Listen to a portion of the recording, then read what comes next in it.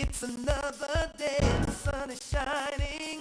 Got to know what's going on around you. Wake up, it's the time to motivate your mind. Come with me, let's make this moment brighter. Wake up with the Bahamas and sunrise. Come on and wake up with the Bahamas and sunrise.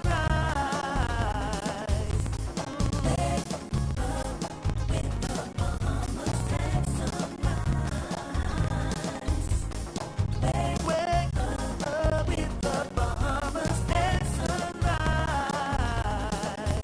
Hey.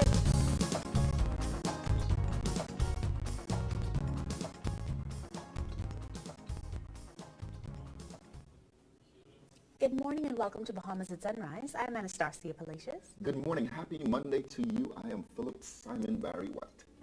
Philip Simon Barry White. I don't know. Listen, man. That- I've been fighting this cold and my voice went again, but it's a little deep this morning. It's Valentine's week. So I got a little Barry spirit in me. Good morning. Okay. Yeah, Okay, go for it, Phil. We're just whatever works, guys. It's Monday and it's early, so we do what we can to get by. We hope that you enjoyed the weekend, that it was a good one for you. We've certainly got a great show lined up. Phil, how was your weekend? It's carnival season, right? You know how my weekend was. Stop it, man. For the first time ever, I think this is the 6-year carnival. Mm-hmm.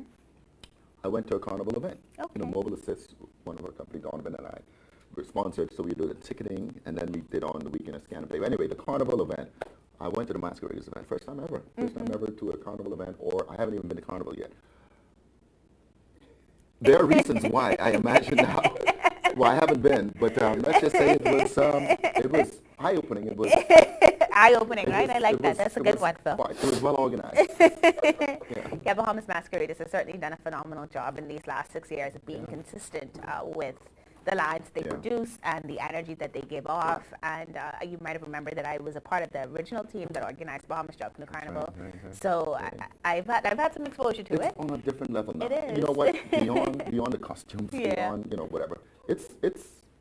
It's its own economy now. Yeah. I mean, I was like, wow, this is a business. And I think that was the goal back then. And so it's good to see that it's been taken over by the bad owners and that there are people who are benefiting from that side of life. Obviously, there are still many people that disagree with it and disagree with it being held here, given our history and what we hope to build in terms of character development. But there are two sides to each coin, and for those who are benefiting and enjoying it, we certainly hope that they will continue and be safe throughout the season.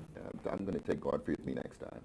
Yeah, I don't know if, we're going to continue now. We have a great show lined up for you, and looking forward to having some really great conversations this morning. We've got the Alpha Phi Alpha Fraternity here. Alpha Kappa Alpha Sorority joins them. HBCUs, the focus on historically black colleges this month. Yeah. We also have the central bank. A penny for your thoughts. Did you know that the penny is going to be discontinued at the end of this year? Yeah, I do know. How are we going to live without it? I don't know. Yeah. The Ministry of Youth, Sports and Culture is also here to talk about the E. Clement Bethel National Arts Festival. Snowy is in the house. That's the one who had me dancing on TV. Snowy! Always love it when Novi's in the house. I love that festival. I credit so much of who I am to having been able to participate early on. So that should be a great conversation. We're also going to be learning some more today about what you can do for Valentine's Day. I've been working with you all. I've been telling you for 2 weeks now that Valentine's Day is coming. So if you've not yet figured it out, please do today.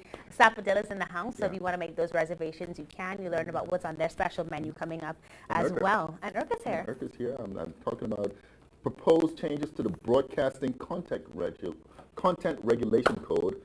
Election's coming up soon, so this is some important conversations that we're having. Yeah, that should be a really good conversation as well. And then, of course, we'll round off with a conversation with some of the Atlantis Crystal Award winners. Crystal Awards happens over there to honor those employees and managers that are doing an outstanding work. And so the winners are here today. It's going to be a packed show, so we hope that you'll stay with us.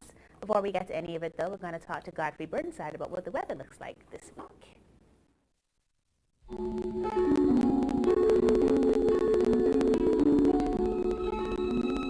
Weather at Sunrise, brought to you by Bahamas First in Insurance, today, tomorrow.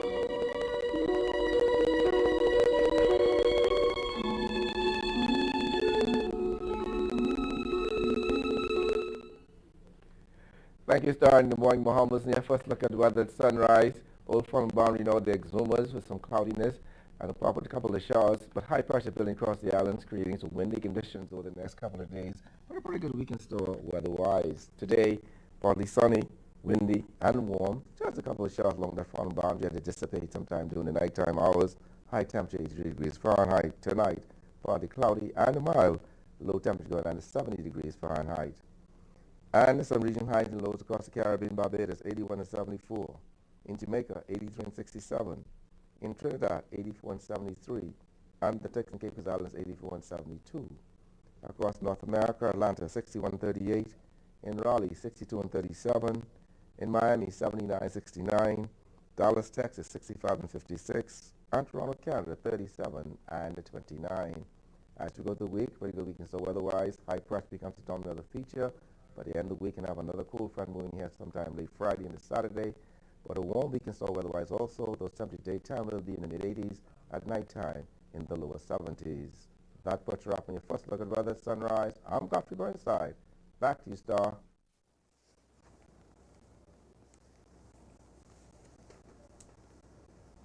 Thank you so much for staying with us, and thanks to Costa Godfrey for that first look at weather.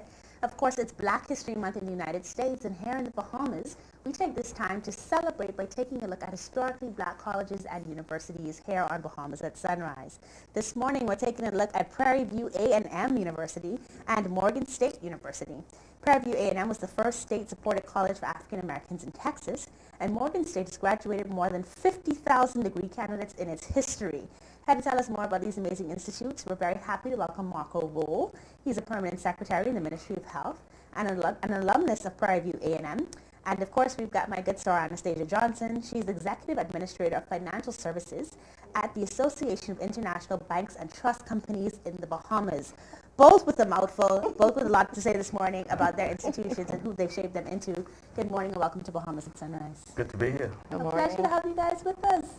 It's a celebration of all things that are black excellence. Absolutely. And when we take a look at the universities that you've gone to, certainly you can say that they've shaped you into people that have contributed significantly to our society, both through your organizations, Alpha Phi Alpha and Alpha Kappa Alpha, and then as individuals. When you think back about your time at PVAMU, what does that mean to you? When you think about the legacy of Prairie View A&M, what stands out? You know, what stands out when I think about the legacy of Prairie View is its motto, Prairie View produces productive people. Okay. And that is so true. When I go back through the years, almost 40 years now, and I think about me on the street selling, paper selling Tribune, Wow. and I got that first work study scholarship to go off to school because my parents could not afford it. Right. My mother didn't have the money, my father didn't have the money, but here was these benefactors who wanted to offer, who offered a scholarship on the eve of our anniversary, independence. Right. And so for me, going back through the years and seeing how they prepared us, they developed us, it's unbelievable. But for Prairie View, I would not be where I am today. Wow. Small black universities, people often look at the larger institutions, but when you look at historically black university, you find that the student ratio is such that they're able to tutor you one-to-one Okay. to prepare you and mold you for the real world.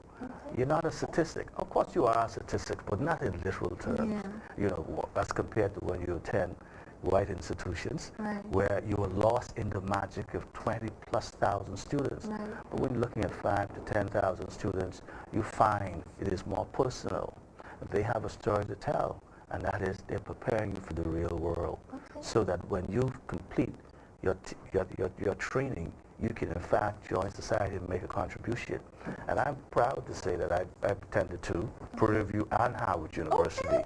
And so for me, I'm a PVI, I'm also a Bison, and those were some of the glorious years. I was a junior fellow. Okay. One of the things I learned very early on was how to be humble. Okay. You know, studying karate and what have you, I was very cocky as a karate fellow, you know, second degree you know all brown the belt. moves, yeah. Yes, I know those little moves, right? But on the work study program, my first semester, I got to work with some custodian workers, Okay. elderly gentleman and lady, and I should never forget when they gave me my first assignment My first assignment was to go up in the girls' dormitorium to flush the commode, right? Right. And, you know, being from the Bahamas, when you talk, the girls like to hear the way you talk. They love that, right? That was the strangest thing in my life. I never felt so. I was truly, well, I was embarrassed, little cocky boy, you're embarrassed, right? You're going up here, running behind these girls, now you have to go and flush a commode, right? But all of that was a lesson, and the lesson was to humble yourself. And do you know, after that time, the ladies, they never sent me back to do anything. Wow. Every day when I finished my classes, they said, young man, sit down and study. Wow. And that was a teachable moment for me. They were testing me to see whether or not I would in fact go up there and flush that commode. And you know what? I did it. And that was most instructive. And so I say to most people, you know, you might not have it, but when you have an opportunity, you take it. And for me, I would go back to Prairie View day in and day out. And I would encourage others to do the same thing. That's awesome. It's very personal. Now, and for you, Anastasia, when you think about, you know, what you've become and how you've lived a really an awesome life of service, giving back to our country through AKA and so many other ways, your church, etc. How do you think being at an HBCU prepared you to be a citizen of the Bahamas in a real and significant way? I think the core values that the college gave us, and it all started with my parents, of course, even before I went, but they just reinforced the core values of excellence, respect, integrity, leadership, you know, and community, you know, and that helped tremendously in me shaping who I am and giving me the tools that I needed to come back and make a difference. You know, so. And so when you think about like Morgan State University itself, because he's obviously a Prairie man, he's a Howard man, what do you think sets Morgan State University apart? Morgan State is located in a historic city, Baltimore, Maryland, and it had a lot of rich history, and Morgan was no different. We were able to interact with, it was small at that time in the 80s. It was very small, and we had a lot of time to interact with the faculty, who were persons who had already made it and done great things in their communities, and we had a one-on-one with them. And we had a large Bahamian population there as well. I met a few there that I didn't even know were there, that I knew. And we kind of bonded because we had to, we were away, and this was not really different, you know, but we needed to be there for each other when the family wasn't around. So, yeah, I think that helped a lot with us, you know, immersing ourselves into that culture and into the you know, college life. And as you look toward the future, many people say, oh, it's a global society, and historically black colleges and universities no longer serve a purpose for us. We should be, in fact, in spaces where people are from all backgrounds and all shades. Why do you think Morgan State University is still a good choice to make? Morgan State has grown by leaps and bounds since I was there. Morgan was predominantly black at the time, and whites were whites. I really very seldom saw one. But now they're the minorities on campus. It's on the campus because we have so many different schools that have opened on campus. Engineering for one, and I think they're about to do a medical school there as well. And so persons just coming to Morgan for all the innovative things that are going on there now. So it would be a place to go. You can get that hands-on training and everything, you know. All right. And of course, programs are very rural for you. Not every kid is going to go and plunge a commode and learn humility. But when you think about Prairie View and then later on moving to Howard, why would you encourage our students, even today, to continue on with HBCU education? Because I think it's a mecca for black intelligentsia. Anytime you want to find a school that would mold you, cultivate you, nurture you, and prepare you for the real world, I say take a first shot. Look at a historically black university. Howard, Prairie View, Morehouse, Spelman, Bethune-Cookman. You look at all of those. Those institutions are fit for preparing what we call the black intelligentsia. They prepare you for the real world. And that is why we're here today to promote the HBC fair, upcoming fair at Bahamas, which will Bahamas Convention Center, which will take place on March 14th and 15th. And we want to encourage Bahamians to register. You can register online using Eventbrite, HBCU242.com.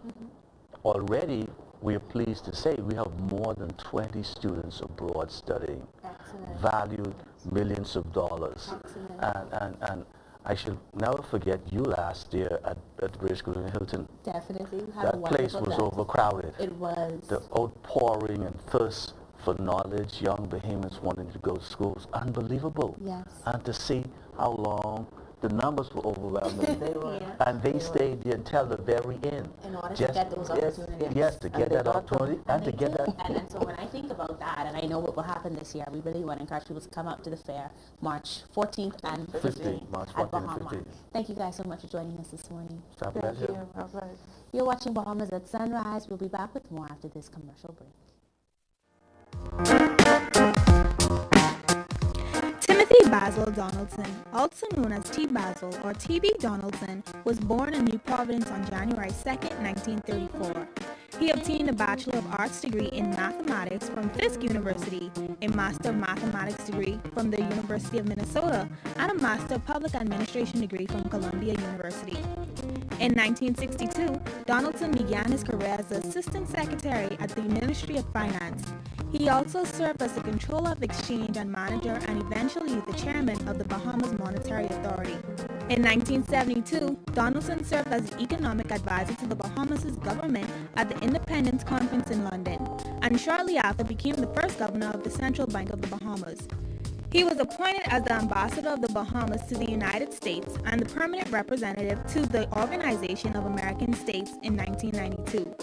Donaldson is remembered as a trailblazer and a visionary in Bahamian banking and finance and national development. A Moment in Black History is brought to you by Alpha Phi Alpha Fraternity and by the Alpha Kappa Alpha Sorority in conjunction with the Counselors Limited.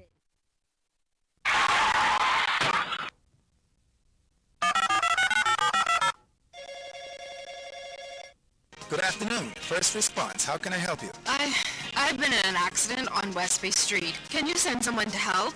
Yes, ma'am. A first response team will be there in 15 minutes. Are you hurt? No, I'm fine, but a bit upset. We're glad you're not hurt. Please, try to relax. Our team will take care of everything as soon as they arrive. First Response provides immediate on-site service and support from the scene of an accident through the claims and repair process. And it's free to all Bahamas First insured drivers in New Providence, every day for any type of accident. If you drive and want First Response on your side, call 32-FIRST or visit bahamasfirst.com for the name of an authorized Bahamas First agent. First Response can't prevent an accident from happening, But it can certainly ease your mind when it happens. Incudus is a shared workspace company that provides services for professionals, freelancers, anybody that's in need of a turnkey solution for a private office space, a conference room rental, or part-time office space service. One of our main services that we provide to our members is high-speed internet access. There can be up to about 50 members within our space utilizing the internet and the Rev voice services. And Rev has done an excellent job of dedicated, reliable, high-speed internet service.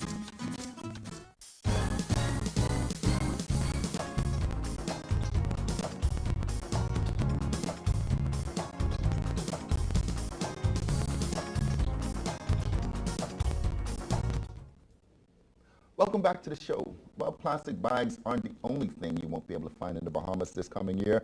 By December 31st, pennies are set to be decommissioned or taken out of circulation. That means that the tiny copper coin will no longer be accepted as legal tender.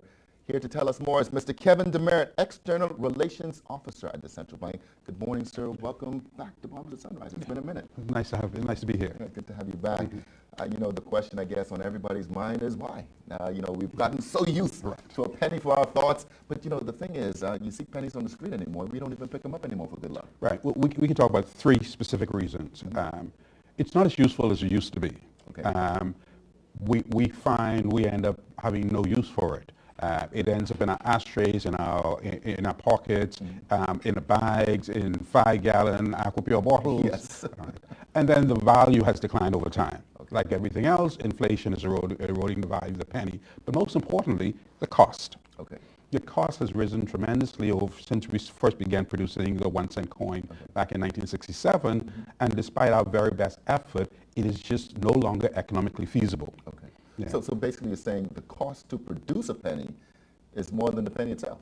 Yes, actually the cost to produce a penny currently is about 4% more than what the penny is actually worth. But that's just to produce the penny. Right. When you're talking about transportation and distribution of the penny, it is much as 40% more than what it's worth. Okay. All right. So in fact, the production and distribution of the pennies costing the central bank in excess of $400,000 a year. Wow. And that's not the central bank, that's the Bahamian public, because their cost is our shareholders. Yeah. People aren't really using them like that, I would imagine, or ordering them, I would imagine. Well, there's still, we still see orders for the pennies. Okay. But in fact, we have ceased distributing pennies to the commercial banks since the end of last month. Okay. Yeah. So what does that mean then? I mean, it's okay, so the penny's being decommissioned. You know, it's a long word that simply means the central bank is not going to be accepting or using them anymore. What does that mean? What's next? Right. So the decommissioning is a process. Okay. First of all, we're obligated by law to officially notify the general public that this is going to happen. Okay. And then the central bank has a program that's going to cover 18 months to really transition to an economy that no longer uses the penny. Okay. So the first thing we did at the end of last month, we ceased issuing pennies to the commercial banks, which means that all the pennies out there is all the pennies that are ever going to be. Okay. Right. Then over the course of 2020 this year, we will begin collecting pennies. The central bank will set up redemption sites throughout the islands where you can come in. You do not have to roll your pennies and take them to the bank. We are strongly trying to discourage people from trying to do that now. You have 18 months. Okay. All right, and we will set up redemption centers where you can bring all the pennies you have. They don't have to be rolled. The machines will count them and sort them. In fact, you could bring all your coins. All right. So that will take place all through 2020. But we do want to emphasize here that throughout 2020, the coin, the 1 cent coin, still remains legal tender in the Bahamas. You still can spend it up until December 30th of this year. Okay. After that, it ceases to become legal tender, no longer accepted and used as currency in the Bahamas. Wow. Okay. So then how does this process work? Okay, so after December 30th, how do we handle purchases? Okay. So after December 31st, there's still, we will give the Bahamian public still has another 6 months in which they can redeem these coins. They can't spend them, but they can redeem them for value at these redemption sites. But what the next step in this process then, as we begin transitioning away from the penny, is the system of what we call rounding. Okay. That is, when you get to the cash register, whenever you have to make a purchase in cash, and this only applies to cash purchases, that amount is rounded to the nearest 5 cents. That means if your bill ends in 1 cent or 2 cents, it's rounded down. And if it's 3 or 4 cents, it's rounded up to the nearest 5 cents. But at no point in time should this process ever cost you more than 2 cents or you gain more than 2 cents. Okay. So if you get to a cash register and somehow or another the cashier is telling you, well, we're rounding, it's going to cost you 5 cents or 7 cents or 10 cents, you're like, no. Right. At no point should it cost you more than 2 cents or you should gain more than 2 cents in this process. So a practical example would be get at a cash register and something costs you $1.37. Right. That means that now you're going to be paying $1.40. No. Actually be paying $1.35. $1.35. So we round it down to the nearest 5 cents. If it was 38 cents or 39 cents, then it'll be rounded up to 40 cents. All right. Well, I think the most important thing to say is it's not going to cost you more than 2 pennies for any transaction. Right. All right. Excellent. All right. So all of this, I mean, is leading towards, I mean, we had the governor on just a couple of weeks ago speaking about the digital currency. Yes. And certainly kudos to the central bank for moving us forward into that new digital age. And the sand dollar itself was launched in Zuma. Sure. I would imagine this is going to be a continued push of the central bank to reduce the amount of cash that is being used on a daily basis into a digital type of form. Well, the decommissioning of the penny in and of itself is a separate event.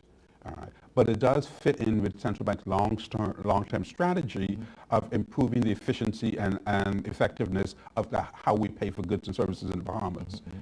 You would have known there was a time when most Bahamians didn't have credit and debit cards. We were just paying cash. Right. In fact, if you go back even further, we weren't even using checks. Right. So the central bank has been moving this process along.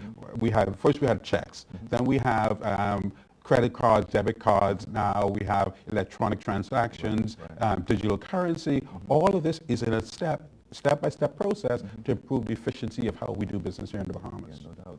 All right, so at the end of this entire 18-month process, what will happen to the pennies? Well, destroy them? I mean, there are a couple of options that are available to the central bank. We could, in fact, try and redeem them for the value of the metal. Okay. But again, the metal has changed over time. If you recall, when we first issued a penny, it was the size of a 25-cent piece, and it was entirely of copper. Right. And then to reduce cost, we changed the metal content from pure copper to copper-covered zinc. And then again, to reduce cost, we went from copper-covered zinc to copper-covered steel. So again, reducing the cost to produce the penny. And we even shrunk the size of the penny from a 25-cent piece to maybe the size of a 5-cent piece to now the size of a U.S. dime. All of this was to reduce costs, but of course that means there's less metal being used for the production. Yeah, well, listen, Kevin Demerit, he's the External Relations Officer of the Central Bank. Thank you so much for being, you always got early. But thanks for stopping by. I appreciate the time. All right, great. You're watching Bahamas at Sunrise. We'll be right back. We get up early every morning to offer safe and dependable service.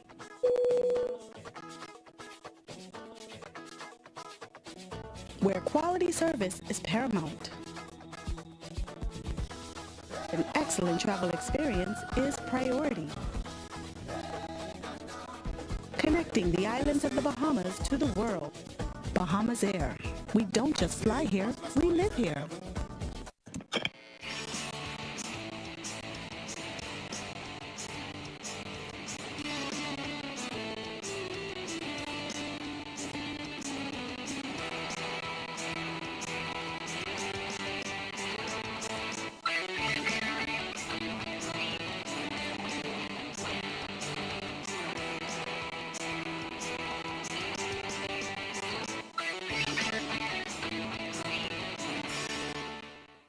Comfort Suites Paradise Island is the best-kept secret in the Bahamas. Located directly next door to the Atlantis Resort, you'll receive all the privileges of an Atlantis guest with all the benefits of a Comfort Suite stay. Enjoy everything Atlantis has to offer, including our convention water park, plus all the amenities of Comfort Suites. Free Wi-Fi, free breakfast daily, and kids stay, play, and eat free. Visit ComfortSuitesPI.com.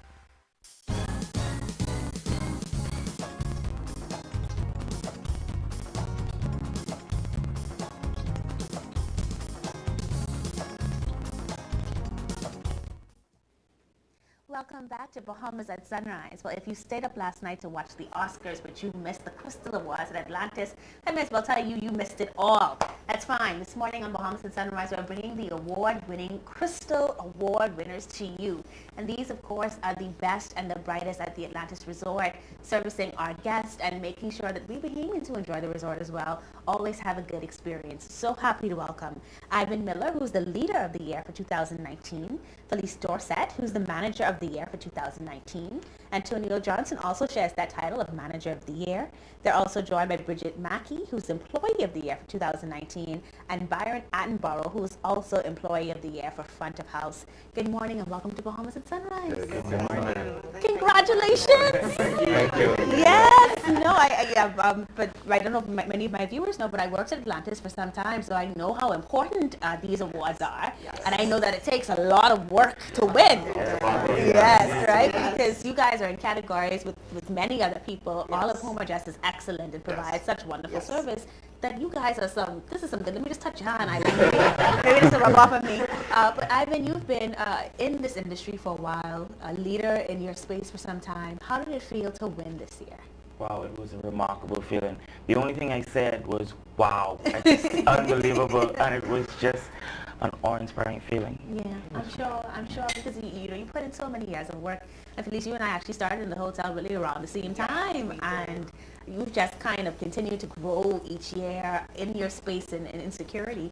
What did it feel like for you going into the Crystal Awards that night? Were you nervous? Were you excited? It was absolutely nerve-wracking. I could not eat, but it was such a wonderful experience, and I thank God that I was able to experience it, and I'm so grateful. Okay. What do you think it is about your work ethic and the time that you've put in over the years that sets you apart and made you manager of the year for Back of House?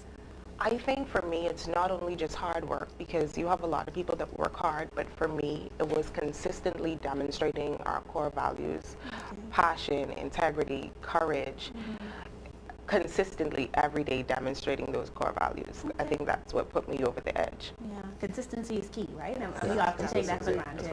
Now, Bridget, your smile is amazing, right? So I look at you and think, oh, this is checking me in, but that's not the case. You actually work in IT, so you won the Employee Award for Back of House. What do you think made you stand out in that category? Like Felice said, I think it's just passion, consistency, coming in every day with the attitude of I want to give it my best, and even if I don't meet the mark, just getting up and trying again, and just putting your best foot forward every day. Yes. Now you also want some money. Hey. Yes. And a parking space. And if you've worked at Atlantis, you know a parking space is a big deal. You need that spot secured. How does it feel to be a winner, to be able to just enjoy the fruits of your consistent behavior? You know, it's really rewarding that at the end of the day you get to go in and do what you love, genuinely, and to be recognized and honored for that. I think Atlantis has always demonstrated that once you put the effort in and work hard, that you will be rewarded. And so I'm glad to be a part of the organization. All right. Now, Byron, you actually work with Uniform Services, which means that we might come up and see you assisting somebody with a bag or getting somebody into their car at the valet. You've been with Atlantis for how many years now? For a little over 20 years, or 21 years. 21 years of service. Yes. How does it feel after 21 years to finally be acknowledged for the awesome way in which you serve our guests? Great. Yeah. Awesome. Awesome. Yeah. Any plans for the money? What you do? You can buy like a big house. You can buy no? You just give it all to me, no? For me, I'm focusing on my children right now. They're getting older and going. One is in college and one is getting ready to go to college next year. So it's really putting the money aside and preparing for their college. Excellent. That's a good daddy, man. And so when you think about, you think about your kids, the fact that they're going off to college now, which is a great opportunity. What about the young people coming into the service industry? What are some of the things you think that they could learn from you and the way you've provided excellent service in 21 years? Well, my main thing is what I'm known for in my department is problem solver. Okay. So for most of the guests that have problems or issues where they left something in the taxi or something like that, I always try to assist them in getting their items back or retrieving their items. So anybody in my department that where a guest might have come to them and they have an issue, or you into the front desk, they'll refer them to me. So tourism is our #1 industry, and we have to be more concerned about it and concerned about the individual persons that make them keep coming back to our Bahamas. And I think that's what we need to focus on with the youths, training them and nurturing them in this environment to encourage them to do the same. Excellent. I mean, see, this is why I can't go against Atlantis, right? Because you talk about things that I think are so dear to us as a nation. So we talk about this in a hospitality space, but generally consistency, hard work, getting up after you fall, being concerned about other people, problem solving. Like, I think that those are national things, national values that we should really focus on. And Antonio, you're another one. We got started around the same time in the industry, and now manager of the year from special events. So congratulations on that. And you said that one of the things that you've noticed is how many other people and employees have actually appreciated you all and congratulated you. What does it feel like to be an inspiration for others? It feels amazing, Star. Like I said, last year I was nominated and I lost and I won this year. And that in itself was an inspiration for a lot of my parents and a lot of my employees. First, I would walk through the halls of Atlantis and people would be like, Antonio, I want to be like you, I want to be like you. You were there last year, you continually worked with a spirit of excellence and you continually was consistent, and now you won. So it feels amazing to be an inspiration to others. And that's good. Like, I love that story, right? The fact that you were nominated before, which in itself is a big deal, right? Atlanta has a couple thousand employees, so to be nominated is a big deal. You didn't win, and I'm sure that must have been devastating in the moment. Horrible. Yeah, nobody likes to lose. Nobody likes to lose, and I don't like to lose. Yeah, and yet despite that, it didn't change who you were and the effort that you gave, and now a year later, you get to reap the rewards. That parking space, bro. The parking space, the money. money. And don't forget the money either. I hope y'all don't forget it. All right, when you think about what you want to see the industry grow into, because we've had some changes, even in the few years that you, Felice, and I were in the industry, we've seen things begin to shift. What are you hoping for your fellow employees at Atlantis and for the way that we interact with our tourists moving forward? You know, I mean, my fellow colleagues, they actually mentioned one thing that's very important. I hope to see the passion remain. You know, the tourism industry is a very old industry, and passion is very important. In everything that you do, you have to be very passionate. So I just want people to be extremely passionate over the years. I just want to see that. Okay. And Ivan, I'm going to wrap up the interview with you, of course, coming back to Leader of the Year. Leadership is something that we don't get to see as often as we would like to. And certainly each of you possess leadership qualities, even in your individual roles, which is why you're the winners. But for leaders, what do you think is necessary to kind of inspire a team and to inspire yourself? Because I think a lot of times leadership, we motivate, but we feel discouraged. So how do you stay inspired and then inspire others to excellence as well?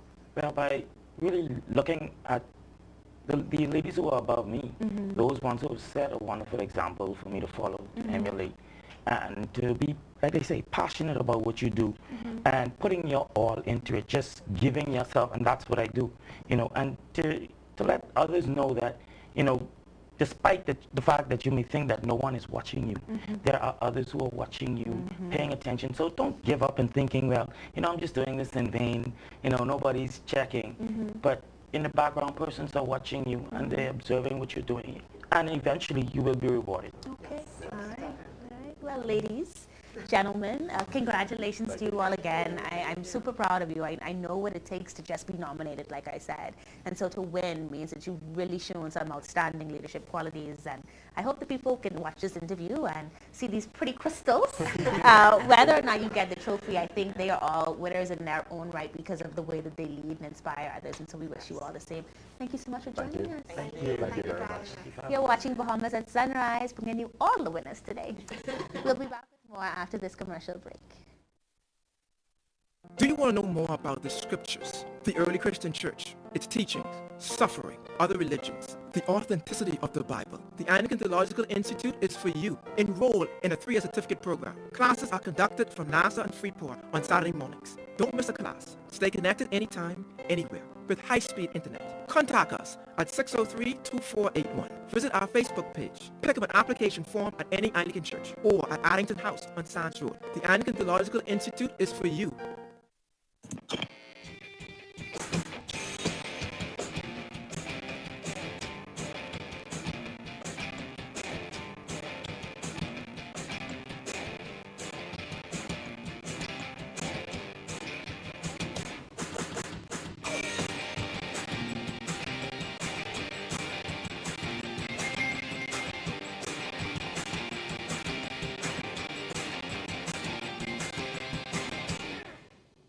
Maybe you have Rev Phone with its tons of awesome and free features. Or you're watching great content on Rev TV. Or maybe you have our blazing fast internet. So you already know how good it is to have one Rev service. Imagine if you had all three. With Trio, you get all of our services for $99. And you get entered into our $250,000 cashback Christmas. So the question is, why don't you have Trio? Just call 601-8992 or email us at trio@cablebahamas.com. Rev, you and us together.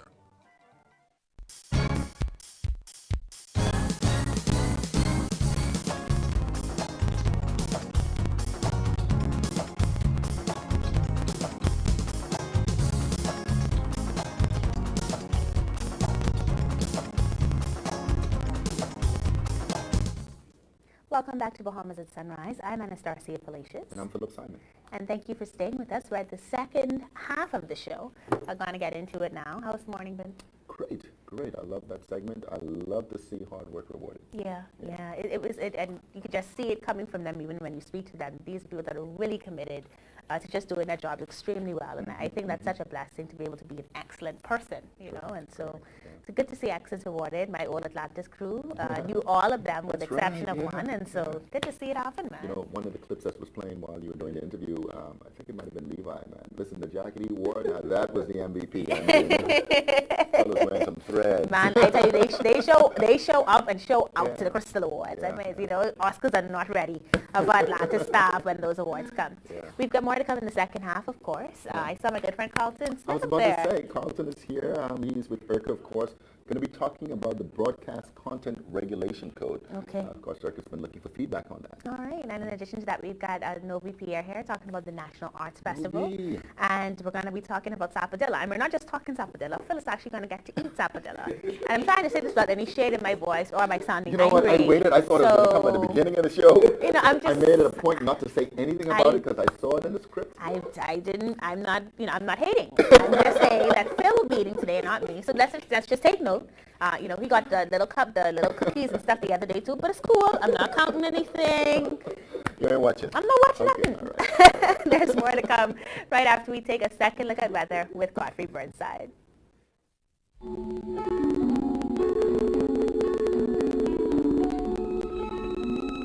Weather at sunrise. Brought to you by Bahamas First.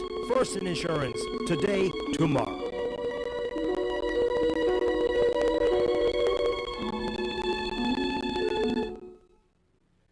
Thank you, Star, and good morning, Bahamas. And your second look at weather at sunrise. Our old frontal boundary across the Exumas, Get Islands, and Salvador. A couple of cloudy periods, one or two spotty showers. High pressure going to build across the islands and bring with some windy conditions through the next 24 to 36 hours. But a very warm weekend store weather-wise. In the marine forecast, we do a special marine warning to small craft operators for hazardous sea conditions. And we actually remain in on their port over the next couple of days. And you swimmers to stay out of the water. And we're also asking those persons along the last window bridge to stay away from the bridge because of those swells that will be coming across there, those high waves. Well, today in your marine forecast, those winds east to southeast at 15 to 25 knots, seas 6 to 9 feet, so an advisory posted. Then on Tuesday, winds become more southeast at 15 knots, seas 3 to 5 feet northwest Bahamas, east to southeast at 15 to 20 knots, seas 4 to 6 feet over the central and southeastern islands. On Wednesday, southeast to south at 15 to 20 knots, seas 4 to 6 feet northwest Bahamas, southeast at 15 to 20 knots, seas 4 to 6 feet over the central and southeastern islands. Your tides. You can expect a high tide at 8:25 this morning. Your next low tide at 2:50 this afternoon. High gain tonight at 8:49. Sunset at 6:01 this evening. Rises at 6:48. UV index 8. Your water temperature 74 degrees Fahrenheit. Honeymoon phase, full moon. Extended look, lovely weekend snow weather-wise. Partly sunny skies, warm temperatures, slight chance of a shower. But those temperatures daytime will be in the mid-80s, at nighttime in the lower 70s. And then we're watching a cold front that should move in here sometime on late Friday into Saturday. And that's what you're having your final look at weather at sunrise. I'm Godfrey Burnside. Back to you, Phil.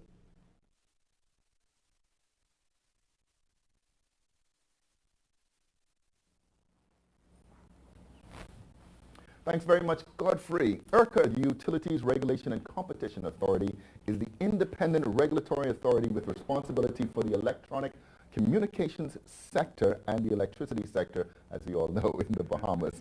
IRCA is proposing 3 changes to the Code of Practice for Content Regulation for Broadcast Media. I wanted to read that and make sure I was correct, Madam Producer. We have the man himself, Carlton Smith, Director, Electronic Communications at Carlton. No stranger to the councilors, no stranger to the industry. Certainly a professional extraordinaire. Sir, so good to see you again, man. Happy New Year. Good to be here. Happy New Year to you. You guys have been doing the rounds. IRCA, of course, is leading the charge, leading the industry. I believe this particular code has been around for a while. I was trying to read up on it last night. But the changes are imminent. But let's start at the very beginning. And if you can just really briefly, before we even get into the code, what is the fundamental primary purpose of IRCA? Well, IRCA, as you indicated, regulate 2 sectors. We are utility regulators. We regulate the electronic communication sector and the electricity sector. What that means is that we are guided by law and regulations, rules and regulations, to ensure that there is a vibrant competitive environment in both sectors that we regulate. As you know, electricity has the one operator, but in electronic communications there are multiple operators, and so we must be able to ensure that the playing field is as level as possible, and competition drives the best output for the consumer. So when we talk about the code of practice for content regulation, what does that cover? Well, the code of practice for content regulation is the broadcast content code. That covers basically most of what is required for broadcasters to be effective in the environment with the content that they are producing. And so what we propose to do with this particular regulation is ensure that the Bahamian public get an opportunity to provide their comments on proposed regulations, proposed amendments to the regulation. And we are proposing to amend 3 sections of the code: political broadcasts, advertising, and complaints handling. Now, how did we arrive at that? Following the last general election, there was this issue about the closure of polls and when broadcasters are allowed to begin their post-election coverage or the election returns coverage. Well, in Elizabeth Estates, for example, the polls did not open on time because of some extenuating circumstances, and it did not close at the statutory 6 p.m. Closure as the law requires. And so as a result of that, broadcasters were asking, can we broadcast at 6 p.m.? Can we start broadcasting at 6 p.m.? Well, the regulations didn't cover that. And so the regulations did not say that if it goes beyond 6 p.m., you have to wait until the closure of polls to begin your broadcast. Or if the polls close, or if the majority of polls close at 6 p.m., and the law says you can begin broadcasting at 6 p.m., you can. And so to avoid having this confusion around when broadcasters are allowed to broadcast following the closure of polls, or the majority of the polls, IRCA decided that we would propose some amendment to that clause. And we are going to give the Bahamian public an opportunity, and the broadcasters themselves, all of the stakeholders, an opportunity to weigh in on the proposed changes to that code. What's the actual process? Well, actually, before we get to the process, you know, when we talk about broadcasting, you talk about radio and television. Radio and television, yes. Well, how does that work with the internet? We don't regulate the internet, but we don't regulate content on the internet. There's been an ongoing debate internationally about how do you regulate content over the internet. And it's very difficult to do because you have so many different content producers and so many different platforms that are providing content to various to people over the internet. And so it has been an ongoing discussion, and it will continue to be a discussion until some countries are already trying to do it, but it's very challenging to achieve. Yeah, and I mean, obviously I bring it up for the reasons that are glaring. I mean, obviously, you know, there's an opportunity if it's not on the radio, it's on television, but it's a broadcast over the internet, then what do you do? Right. And think about the multiple platforms over the internet. Correct. Who owns WhatsApp? Exactly. It's jurisdictionally, can you say that you know you can't do this or you can't do that? You know, you'd have to have some serious policies in place to prevent a platform from being available in your jurisdiction. I'm not planting any seeds out there, but how does the process work over the next coming months? Well, over the next, we've extended the consultation period. The document was published in December of last year. It's on our website, on IRCA's website, and we have extended that period until the 28th of this month. We've had some responses from people already, and we're looking for more responses because it's not only the political broadcasts that we're addressing, we're also addressing advertising, you know, and advertising in the context of gaming, because prior to the legalization of gaming, we did not address gaming because it was an illegal practice, and there would be no need for us to regulate something that's illegal. And so advertising on television and radio for gaming is now an issue, and how do we address that? And so we've proposed some regulations that include implementing a watershed period. And so we're asking people to comment on that as well. We're also asking people to comment on the complaints handling process. Now, this is a two-part kind of amendment because it deals with the type of complaints that you can make, general complaints and individual complaints. General complaints is if you're listening to the radio, you hear something that you think, or television, that you hear something that you think you are offended by, you can complain about that. We're hoping that we're going to make that possible for you to complain without having to go through the existing process that requires you to identify who you are, then write a long complaint, and then go through that long process. And we're also trying to close the window of response. If you complain to the broadcaster, you have about 30 days now before that broadcaster acknowledges your complaint officially and says how they propose to deal with it. But now we're saying we want to close that window so that within a period of about 5 days, you receive a response from the operator. I mean, certainly going to be very busy over the next 18 to 24 months, no doubt about that. Of course, people can go to the website, they can view the code, and also submit the feedback by the website, or what's the action? You can provide the feedback by the website. You can mail it to us, or you can hand deliver it to our office. But we're encouraging people to go to the website, to review the document, to make comments, because it's important that we engage the public in a meaningful way as we seek to amend these regulations. These are not IRCA's regulations. These are regulations for the sector that affect the entire country, and so we want people to provide feedback. And you don't have to provide feedback exclusively on those three proposed amendments. If you read the code and you feel that you want to provide feedback on other aspects of the code, we welcome that as well. All right. What's the website? It's www.ircabahamas.bs. All right. There you have it. Carlton Smith, Director of Electronic Communications at IRCA Bahamas. Thank you, sir. Thank you. Good to see you. Good to see you. Watching Bahamas and Sunrise. We'll be right back.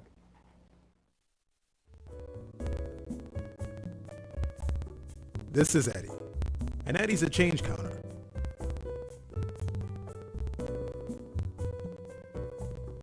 This is Sean.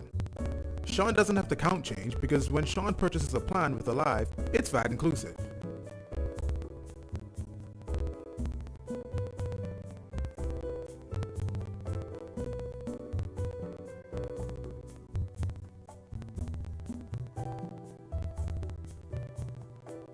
Keep things simple, just like Alive's all-new VAT-inclusive prepaid plans with more talk, more text, and even more data. So don't be an Eddie. Freedom simplified. Alive. Believe in best.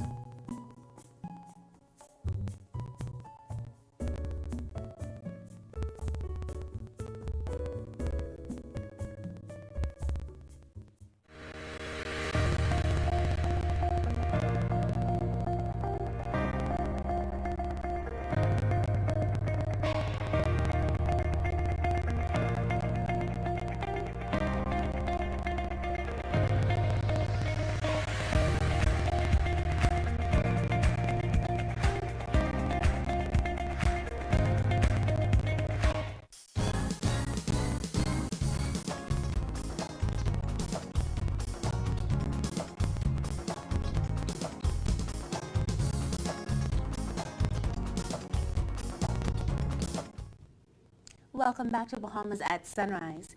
The Ministry of Youth, Sports and Culture is hosting the 61st annual E. Clement Basil National Arts Festival. Our nation, of course, boasts a cultural richness that is so full on display whenever you engage in this festival, whether that's through art or dance or literature, folklore, music, and storytelling. And to tell us more, we're very happy to welcome Zenobia Pierre. She's the Senior Cultural Affairs Officer at the Ministry of Youth, Sports and Culture. Good morning and welcome to Bahamas at Sunrise. Good morning. It'll be so good to see you, Ma. It's good as always to be here. Indeed, indeed. And obviously, whenever you come, we know that we're doing something cultural. You represent that for us, I think, as a beacon in this new cultural sphere. And today you're not singing for us, but you're encouraging the kids to come and sing. Of course, and dance and paint and do whatever. So painting and that type of art is involved with this as well? Of course. The arts and craft field of the E. Clement Basil Festival has everything. Okay. Right down to driftwood, drawing, sketching, painting, everything, everything. So I was not good at the artsy side of things, right? I'll just say that my people didn't appreciate my art. Okay. Okay. So I know about the music side, I know about the story side, the dance side. So it's good to know that every piece of art is just included in this festival. Yes, definitely. And I was telling Phil and even you and I off camera how much that festival has meant to me as a young person trying to find ways to express myself. And you were saying that you've seen it kind of bounce back in these last few years. Yes. Talk to me about that. Yes, in the last few years, this festival has, it's like it's found a new life. Okay. Schools that had not been a part of it have just been coming out of the woodworks, saying we want to be a part. Okay. We want to, our children are asking, parents are asking. Even, it's gotten to the point now that even parents are entering their children, even if their schools aren't entering them, because they're like, well, I don't know if my child's school is entering, but I want the information. Okay. So, I mean, and this festival is open not only to schools. Right. It's for every Bahamian resident, it's community. It doesn't matter your age. It doesn't matter who you are. Once you're here, the festival is open to you. All right. And this is exciting news. So for people who are not in school, there is actually a community segment of this festival. Yes, definitely. That covers a wide range of ages and discourses, right? Yes. Okay. And every field that is open to the school-age children is also open to the community. Excellent, excellent. All right. And in terms of the schools itself, how long will the festival take place? Well, this is really the launch week. Okay. The launch for the festival happens on Thursday at the National Arts Gallery at 11 a.m. And, we're inviting national winners and teachers and all those persons that we just have a collaboration with, the Ministry of Education, Tourism. All these persons make this festival what it is. Right. My team, I have to say a special thank you to my team and the director, and of course our Honorable Minister, Lanisha Roll, for just allowing this festival to become what it is now. The festival starts this week and it goes on until the end of April. Okay. And that's where we will end in Grand Bahama. Okay. So we're doing everything. Long Island, Cat Island, Andros. Of course, New Providence is here. New Providence will be from the 9th of March until the 20th of March. Okay. We're doing Bimini, we're doing the Berry Islands. Okay. We're doing everywhere. Everywhere we get a call, we're coming. We're coming. Awesome. Wherever there's a call, we're coming. Okay. Yes. All right. And so people can, of course, if they want to sign up or get their school signed up, yes, they just need to call the ministry. Yes, just call the ministry. It's very easy.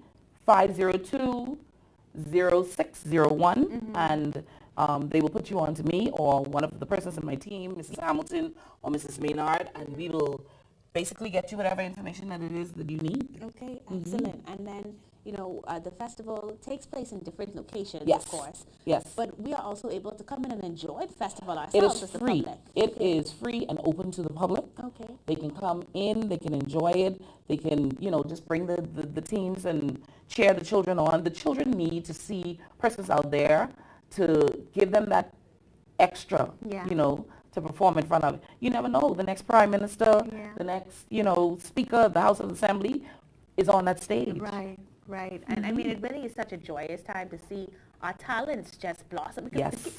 These people are so talented, Yes. right? We find gems in the rough. We find in all the different islands. So it's always refreshing to see what we can find. Yeah, and then of course I think even watching the kids grow, because some of these kids start out in primary school and Yes. you see them evolve through high school and Definitely. you see that talent even nurtured and developed. Most now, definitely. How has Dorian kind of affected the plans for the festival this year? Well, last September we were to have our awards festival for the end of the 60th year, which was huge.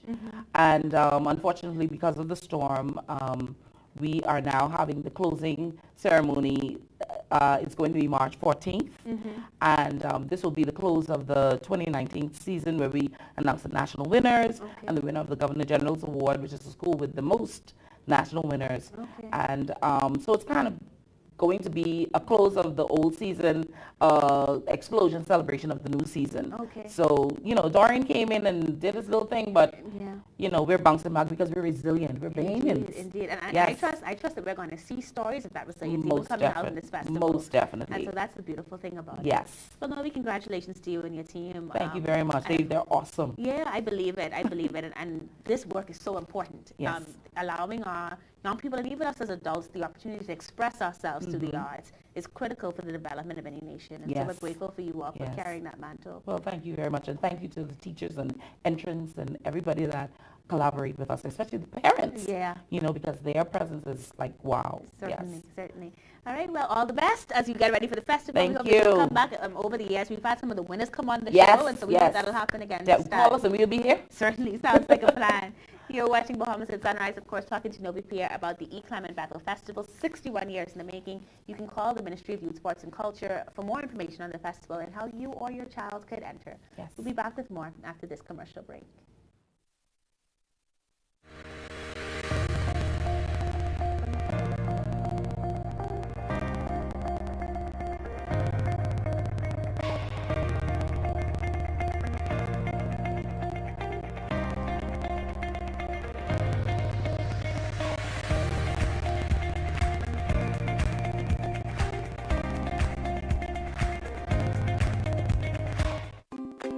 One thing, two things, blue thing, old things, things that are small, things that are grand, things that fit just right in the palm of your hand. Fox Hill Nursery, a large selection of garden supplies. If you can see it in your mind, you can find it at Fox Hill Nursery.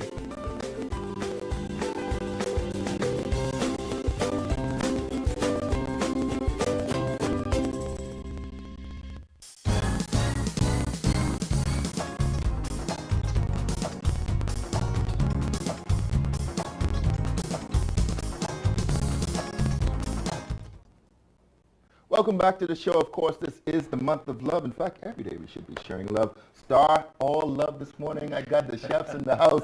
Edmund Johnson, he's the executive chef at Sapadilla, and Faraje Dawkins, I had to say it the way that he says it, pastry chef. First time on the show. Welcome, my brother. Good to see you, man. Thank you so much. Chef, we are back with Sapadilla. Of course, February 14th is right around the corner. You Month of guys love. always doing something special. And Always listen, doing we something have special. some spectacular things happening in the Gilgan group of company. Of course, the girl Gandhi gives her apology. She had to travel to Miami to spread the love. I know she's spreading the love. But tell her I can talk to her later. Yeah, to the bamboos there. And of course, we're starting with all the bamboo shacks here. We have a special called Share the Love that we offer in all of the bamboo shacks. And of course, Frankie Gone Bananas, we have a special called Kiss on the Key. Kiss on the Key. Kiss on the Key. All right. Very, it's going to be spectacular. And then, of course, we offering at Sapadilla, we have a pre-Valentine lunch, a three-course luncheon, and then on Valentine's Day, we would have a five-course dinner at Sapadilla. Yes, and it's going to be a really great. We're spreading the love throughout the company. Yeah. Listen, Faraji's already doing his thing, man. Listen, what is this called right here? I mean, it really looks... So what we have here basically is the Kiss of Love. So what it is essentially it's a chocolate mousse with a strawberry insert on the inside. It has a chocolate macaron sitting on top along with the chocolate garnish. We have raspberries, fresh raspberries, along with a red wine raspberry puree, a red velvet cake, and we have some raspberry soil on the side as well. We're going to rest on top of the raspberry soil is a passion fruit and basil sorbet. Our basil sorbet also comes from the garden at Sapadilla. And we also use fresh passion fruit as well, comes from the garden as well. Wow. And all of our sorbets and all of our ice creams are freshly made in-house.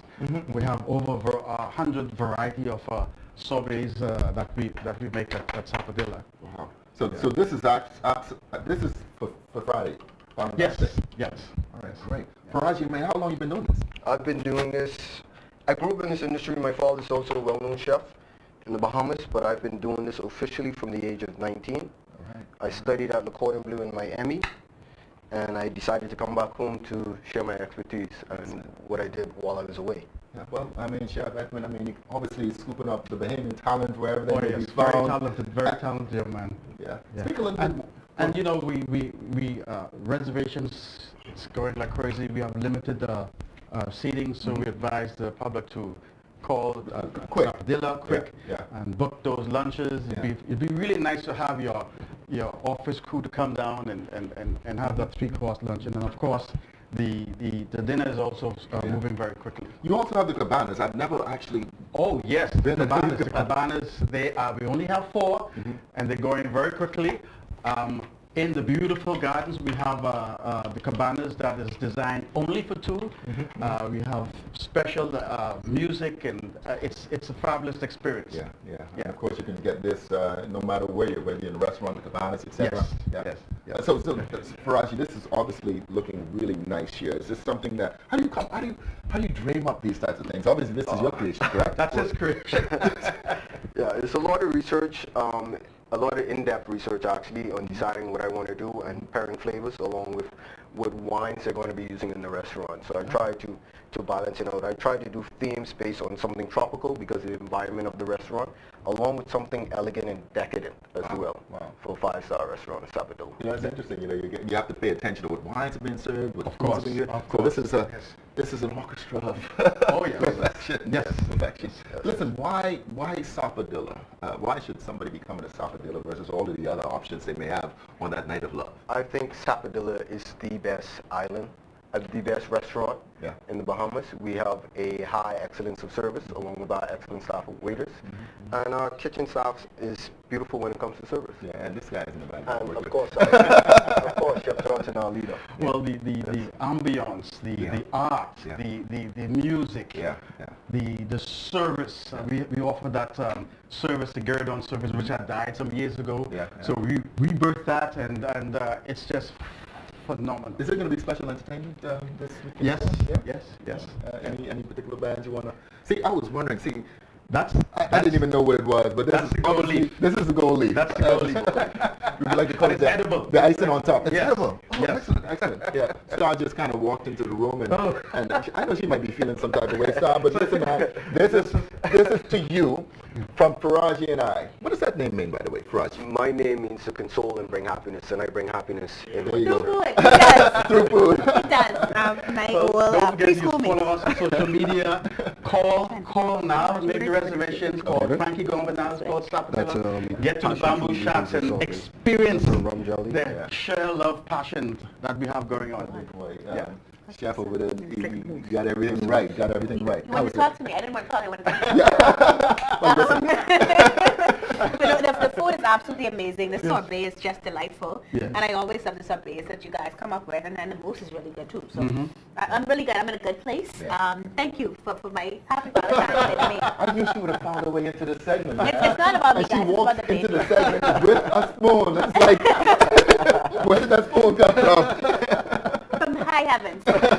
Listen, thank you all so much for joining us today on Bahamas at Sunrise. Of course, thanks to Chef for coming and bringing some deliciousness. I really want to get into it, so we're going to say bye now, and we'll see you on Friday. Have a wonderful week. Spread the love. Bye.